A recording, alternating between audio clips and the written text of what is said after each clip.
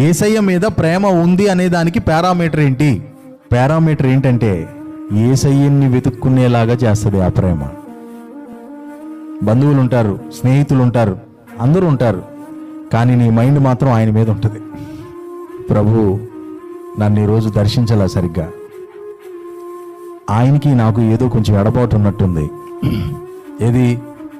భర్త కనుక ఏదో కోప్పడి టిఫిన్ కూడా చేయకుండా ఆఫీస్కి వెళ్ళిపోయాడు అనుకో పొద్దున్నే, ఇక ఈవిడి గారికి మా మనశ్శాంతి ఉండదు. వాళ్ళతో వీళ్ళతో బాత కానీ లేస్తా కూర్చోదు. ఎందుకు చెప్పండి? ఎందుకు చెప్పనా? భర్త టిఫిన్ చేయలేదు కాదు, భర్త మీద ప్రేమ ఉంది కాబట్టి. కొన్ని రకాలు ఉంటారు, ఈ ప్రేమ లేదు దోమ లేదు. ఆయన టిఫిన్ చేయకుండా వెళ్ళిపోయినా ఇక్కడ చేయడు, బయట చేస్తాడు, నీకు తెలియదు అంటుంది. ఆయన వేరే సారి చేస్తాడు, రాని నాకు రాని ముందు చేయకుండా వెళ్ళిపోయినా ఏముండదు. కానీ భర్త మీద భార్యకి ప్రేమ ఉందనుకో, భర్త టిఫిన్ చేయకుండా వెళ్తే ఈవిడ చేయదు, ఆలయాలతో బాత కానీ లేదు. మధ్యాహ్నం అన్నా కాస్త కడుపు నిండా అంత ముద్ద తినాలి, ప్రేమగా ఏదన్నా ఒక మాట మాట్లాడాలి, ఆ తర్వాత నా మనసు కుదురు పడుతుంది అనుకుంటుంది సరైన భార్య. అలాగే యేసయ్య మీద ప్రేమ ఉంటే యేసయ్యకి దూరమైన ఆ క్షణాలని నువ్వు భరించలేవు.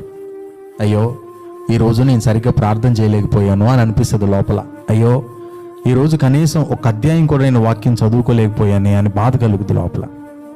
అయ్యో ఈరోజు బుధవారం శనివారం కదా, నాకు అవకాశం ఉన్నా సరే నేను వెళ్లకుండా ప్రభువుని పక్కన పెట్టేశాని అనే ఆ రోదన కలుగుద్ది లోపల, ఆ బాధ. ఇవేమీ మనకి కలగట్లేదు అని అంటే యేసయ్య మీద ప్రేమ లేదు. మనం చేసే భక్తి ఒక గుడ్డి భక్తి. ప్రార్థన లేకపోయినా హాయిగా నేను నిద్ర పడుతుందంటే రాంగ్, కరెక్ట్ కాదు, తేడా.